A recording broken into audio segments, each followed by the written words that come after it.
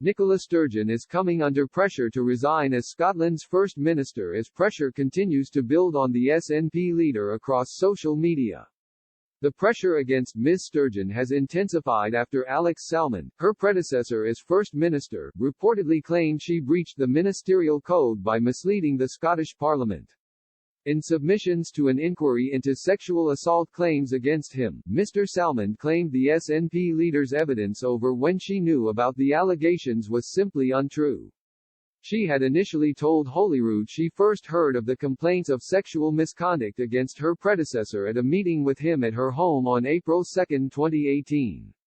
But during Mr. Salmond's subsequent criminal trial, it was revealed Ms. Sturgeon had been made aware of the allegations at an informal meeting with his former Chief of Staff, Geoff Aberdeen, on March 29, just days earlier, with the First Minister later insisting to the inquiry she forgot about the meeting. Mr. Salmond was cleared of all sexual assault charges following the trial. Former First Minister Mr. Salmond said in his inquiry submission the meeting in March of that year had been arranged after Mr. Aberdeen was told of 2 allegations made under a new complaints procedure set up in light of the Me Too movement. Mounting pressure has grown on Ms. Sturgeon amid the claims and has led to increased calls for her to resign as Scotland's First Minister. George Galloway, the former Labour MP and vocal critic of Ms. Sturgeon and the SNP, tweeted, "The farce minister's days are numbered.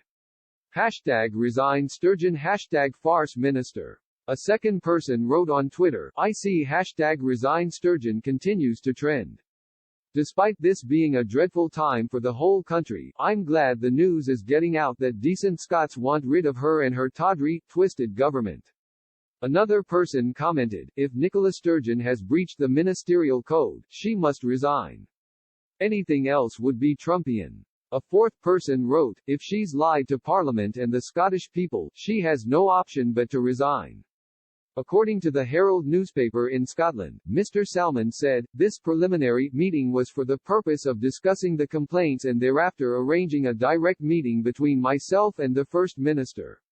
There was never the slightest doubt what the meeting was about. Any suggestion by the First Minister to the Scottish Parliament that the meeting was fleeting or opportunistic is simply untrue."